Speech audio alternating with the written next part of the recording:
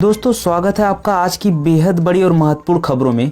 दोस्तों आपको बता दें आज की बड़ी खबरों में, जी हाँ, सरकार का बड़ा फैसला कोरोना वायरस को लेकर। इसके अलावा आपको बता दें मोदी जी ने आज संपूर्ण भारत के लिए लॉकडाउन को लेकर कई अहम फैसले लिए हैं। दिल्ली से भी एक बहुत बड़ी खबर है। जी हाँ, इस तंगी के समय में जियो को लेकर बड़ी खबर आई है। इसके अलावा आपको बता दें यदि कोरोना का इलाज करने वाले उससे मरने लगे तो क्या होगा। जी हाँ, पश्चिम बंगाल में एक वरिष्ठ डॉक्टर की मृत्यु हो गई है। इसके अलावा आपको बता दें सिंगापुर में एक रिसर्च हुआ जिसमें कहा जा रहा है कि भारत से कोरोना 20 मई तक समाप्त हो जाएगा। जी हाँ, जानेंगे सभी खबरें विस्तार से। तो दोस्तों आज हम आपको इस वीडियो में इन्हीं सभी महत्वपूर्ण खबरों के बारे में बताने वाले हैं। तो वीडियो को ध्यान से आखिर तक देखते रहिए ताकि आपसे कोई भी जानकारी मिस ना हो। अच्छा दोस्तों, आगे बढ़ने से पहले एक लाइक कर दीजिए। तो दोस्तों चलिए जान लेते हैं चीनी बीमारी की आज की ताज़ा अपडेट के बारे में।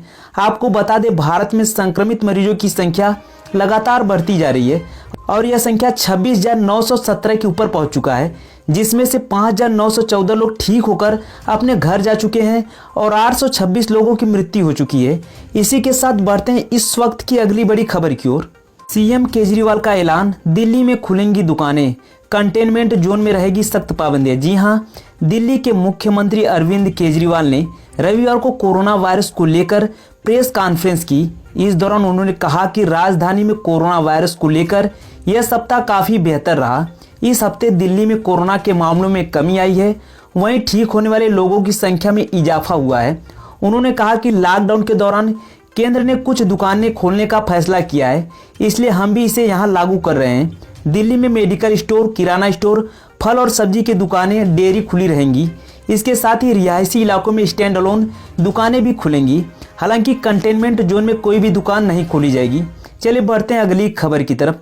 दिल्ली के बाद 5 और राज्य बढ़ाने चाहते हैं लॉकडाउन, कल ले सकते हैं फैसला। जी हाँ, दिल्ली में कोरोना संक्रमण के मामले लगातार बढ़ रहा है। ऐसे में दिल्ली सरकार द्वारा बनाई गई कोविड-19 मामलों की कमेटी ने लॉकडाउन बढ़ाने का सुझाव दिया है। कमेटी का सुझाव है कि दिल्ली में लॉकडाउन को 16 मई तक के लिए बढ़ाया जाना चाहिए। वहीं महाराष्ट्र, मध्य प्रदेश, पश्चिम बंगाल, पंजाब और उड़ीसा ने शनिवार को अपने अपने राज्यों में 3 मई के बाद लॉकडाउन बढ़ाने का संकेत दिया है। यहाँ हॉटस्पॉट क्षेत्रों में किसी तरह की रियायत नहीं दी जाएगी। इसके अलावा 6 अन्य राज्यों गुजरात, आंध्र प्रदेश, तमिलनाडु, हरियाणा, हिमाचल प्रदेश और कर्नाटक का कहना है कि वह केंद्र सरकार के आदेश का पालन करेंगे। वहीं असम, केरल और बिहार का कहना है कि वह सोमवार को वीडियो कॉन्फ्रेंसिंग के जरिए प्रधानमंत्री नरेंद्र मोदी के साथ होने वाली राज्य और केंद्र शासित प्रदेशों के मुख्यमंत्री की बैठक के बाद फैसला लेंगे। चलिए बढ़ते हैं अगली खबर की तरफ। मध्य प्रदेश में संक्रमित क्षेत्रों को छोड़कर ग्रामीण क्षेत्रों में खुलेंगी दुकानें। जी हाँ, कोरोना वायरस को रोकने के लिए उठाए गए एहतियाती कदमों के बीच रविवार से मध्य प्रदेश के उन ग्रामीण इलाकों में आवश्यक वस्तुओं की भी दुकानें खुलने लगेंगी जो संक्रमित क्षेत्र में नहीं आता है। वहीं सभी जिलों में क्राइसिस मैनेजमेंट ग्रुप का गठन किया गया है। मुख्यमंत्री शिवराज सिंह चौहान ने ग्रामीण इलाकों के लिए राहत देने वाले बड़ा निर्णय लेते हुए बताया है कि सभी सुरक्षात्मक उपायों और सोशल डिस्टेंसिंग का पूरा पालन करते हुए रविवार से प्रदेश के संक्रमित क्षेत्रों को छोड़कर सभी गाँवों में आवश्यक वस्तु की दुकानें खोली जा सकेंगी। चलिए बढ़ते हैं अगली खबर की ओर। कोरोना के खिलाफ जारी जंग को पीएम मोदी ने बताया जनता द्वारा जनता के नेतृत्व में लड़ी जा रही लड़ाई। जी हाँ, प्रधानमंत्री नरेंद्र मोदी ने वैश्विक महामारी कोरोना के खिलाफ भारत में जारी जंग को पूरी तरह से जनता द्वारा जनता के नेतृत्व में लड़ी जा रही लड़ाई बताया है। लेकिन साथ ही प्रधानमंत्री ने देशवासियों को बीमारी की वापसी के प्रति आगाह करते हुए कहा कि शुरुआती सफलता के बाद अब जरा सी भी लापरवाही बेहद घातक साबित हो सकती है। मोदी ने रविवार को अपने मन की बात कार्यक्रम में कहा, कोरोना वायरस वैश्विक महामारी से निपटने की जंग जन प्रेरित है और जन जन इस लड़ाई में सिपाही बनकर इसका नेतृत्व कर रहे हैं। उन्होंने कहा लोग एक दूसरे की मदद करने के लिए आगे आ रहे हैं और यह लड़ाई हम सब मिलकर देश की जनता के नेतृत्व में लड़ रहे हैं। उन्होंने इस अभियान में कोरोना वायरस के संक्रमण को नियंत्रित करने में मिली शुरुआती कामयाबी का जिक्र करते हुए देशवासियों को अति आत्मविश्वास में आने से बचने के प्रति आगाह भी किया। उन्होंने पूरी सतर्कता बरतने की जरूरत पर बल देते हुए कहा, हमारे यहाँ कहा भी गया है कि सावधानी हटी और दुर्घटना घटी। चलिए बढ़ते हैं अगली खबर की तरफ। कोरोना से जंग में पीएम मोदी बने दुनिया में नंबर 1, ट्रंप के काम से लोग नाखुश। जी हाँ, कोरोना वायरस को लेकर दुनिया भर की स्थिति देखी जाए तो भारत कई पश्चिमी देशों के मुकाबले बहुत संभला हुआ है। पूरी दुनिया भी इस बात को मान चुकी है कि मोदी सरकार ने कोरोना पर काफ़ी अच्छा काम किया है। इसी का नतीजा है कि प्रधानमंत्री नरेंद्र मोदी आज दुनिया के लीडर नंबर 1 बन गए। जी हाँ, दुनिया की मशहूर सर्वे एजेंसी गैलप ने कोरोना की संकट को लेकर 28 देशों के सरकारों के कामकाज पर सर्वे किया है, जिसमें 91% लोगों ने माना कि भारत सरकार कोरोना में निपटने से अच्छा काम कर रही है। सर्वे में शामिल 79% लोगों ने यह भी कहा कि लॉकडाउन बढ़ाने का सरकार का फैसला सही कदम था। चलिए बढ़ते हैं अगली खबर की तरफ। SUTD रिसर्च में दावा, भारत में 20 मई तक खत्म हो सकता है कोरोना। जी हाँ, भारत में कोरोना वायरस का कहर लगातार बढ़ता जा रहा है। देश में इस महामारी का संक्रमण कब खत्म होगा, इसको लेकर कई दावे किए जा रहे हैं। लेकिन इस बीच सिंगापुर की एक यूनिवर्सिटी ने भारत में कोरोना को लेकर जो दावा किया वो राहत देने वाला है। डाटा साइंस के जरिए दावा किया गया है कि भारत में 20 मई के आसपास कोरोना वायरस खत्म हो सकता है। बता दें कि भारत में इन दिनों कोरोना के संक्रमण को रोकने के लिए 3 मई तक लॉकडाउन लागू है। सिंगापुर यूनिवर्सिटी के अनुसार कोरोना का कहर पाकिस्तान में 3 जून के आसपास समाप्त हो जाएगा। चलिए बढ़ते हैं अगली खबर की ओर। अब कर्मचारियों के भत्तों में कटौती की तैयारी। जी हाँ, कोरोना महामारी के कारण केंद्र सरकार के कर्मियों को 3 महीनों तक कुछ और भत्तों से वंचित रहना पड़ सकता है। डीए में बढ़ोतरी रोकने के बाद वित्त मंत्रालय के निर्देश पर मंत्रालय अब कई तरह के खर्चे में भी कटौती की तैयारी में लगे हैं।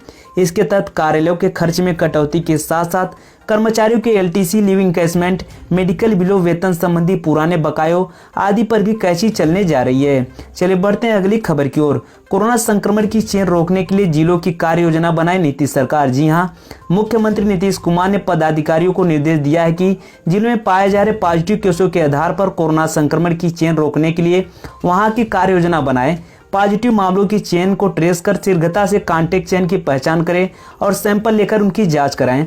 मुख्यमंत्री ने शनिवार को मुख्य सचिव एवं वरिष्ठ अधिकारियों के साथ कोरोना संक्रमण के संबंध में ताजा स्थिति की जानकारी ली और इससे बचाव के लिए किए जा रहे कार्यों की समीक्षा की, साथ ही कई निर्देश दिए। चलिए बढ़ते हैं अगली खबर की ओर।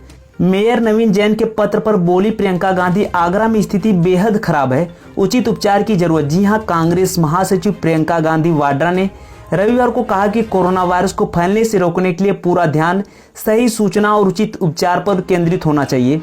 चलिए बढ़ते हैं अगली खबर की ओर। बंगाल में स्वास्थ्य विभाग में कोरोना ने लगाई सेंध, सीनियर डॉक्टर की हुई मौत। जी हाँ, कोरोना से डॉक्टरों की हो रही मौत ने चिंता बढ़ा दिया है, क्योंकि इस संकट के काल में एक डॉक्टर ही हैं जो कोरोना के खिलाफ लड़ी जा रही जंग में मुख्य योद्धा के रूप में काम कर रहे हैं। पश्चिम बंगाल के स्वास्थ्य विभाग के एडिशनल डायरेक्टर की कोरोना से मौत हो गई। कोलकाता के एक निजी अस्पताल में उनका इलाज चल रहा था। डॉक्टर विप्लव कांति दास गुप्ता कोरोना से संक्रमित होने के बाद कुछ दिन पहले अस्पताल में भर्ती हुए थे। कल रात उनकी तबीयत ज़्यादा बिगड़ गई। डॉक्टर ने उन्हें बचाने की कोशिश की, लेकिन उनकी हालत बिगड़ती ही चली गई। चलिए बढ़ते हैं अगली खबर की ओर। मन की बात में रमजान पर पीएम मोदी ने की अपील, ज़्यादा करें इबादत ताकि ईद से पहले कोरोना से मुक्त हो जाए दुनिया। जी हाँ, कोरोना वायरस की रोकथाम के लिए लागू लॉकडाउन के बीच प्रधानमंत्री नरेंद्र मोदी ने रविवार को मन की बात कार्यक्रम के जरिए देश को संबोधित किया। पीएम मोदी ने कहा कि हर कोई अपने सामर्थ्य के हिसाब से कोरोना की लड़ाई को लड़ रहा है। पीएम मोदी ने कहा, साथियों, रमजान का भी पवित्र महीना शुरू हो चुका है। अब अवसर है इस रमजान को संयम, सद्भावना, संवेदनशीलता और सेवा भाव का प्रतीक बनाने का। इस बार हम पहले से ज्यादा, ताकि ईद आने से पहले दुनिया कोरोना से मुक्त हो जाए। चलिए बढ़ते हैं अगली खबर की ओर। कोरोना को हराने के लिए 1 लाख टेस्ट हर दिन जरूरी, राहुल और मनमोहन। जी हाँ, पूर्व प्रधानमंत्री मनमोहन सिंह तथा कांग्रेस के पूर्व अध्यक्ष राहुल गांधी ने कहा कि कोरोना को हराने के लिए इसकी टेस्टिंग पर विशेष ध्यान देने की जरूरत है और इसे बढ़ाकर प्रतिदिन कम से कम 1 लाख किया जाना चाहिए। श्री गांधी ने ट्वीट कर कहा कि सारे विशेषज्ञ इस बात से सहमत है कि कोरोना को हराने के लिए इसकी टेस्टिंग ही एकमात्र उपाय है। उन्होंने कहा, कोरोना को हराना है तो इसकी टेस्टिंग को वर्तमान 40,000 से बढ़ाकर हर दिन कम से कम 1 लाख किया जाना जरूरी है। इसके लिए हमारे पास क्षमता है और प्रधानमंत्री को इस दिशा में तेजी से काम करने की आवश्यकता है। जी हाँ, चलिए बढ़ते हैं अगली खबर की ओर। अंबानी बोले, फेसबुक के साथ 3 करोड़ छोटे किराना दुकानों को डिजिटल लेन देन में सक्षम बनाएंगे। जी हाँ, रिलायंस इंडस्ट्री लिमिटेड, जियो प्लेटफॉर्म से लिमिटेड और फेसबुक ने बुधवार को घोषणा की कि उनके बीच एक समझौता हुआ है। इस समझौते के तहत फेसबुक जियो प्लेटफॉर्म में 43,574 करोड़ रुपए का निवेश करेगा। फेसबुक के इस निवेश से जियो प्लेटफॉर्म का pre money enterprise value 4.62 lakh crore रुपए आका जा रहा है। फेसबुक इस निवेश के जरिए जियो प्लेटफॉर्म में 9.9% हिस्सेदारी खरीद रही है। चलिए बढ़ते हैं अगली खबर की ओर। सोमवार 27 अप्रैल जानिए आज के पेट्रोल डीजल के भाव। जी हाँ, आज यानी 27 अप्रैल को दिल्ली में पेट्रोल का दाम 69 रुपये 59 पैसे प्रति लीटर है। वहीं डीजल 62 रुपये 29 पैसे में बिक रहा है।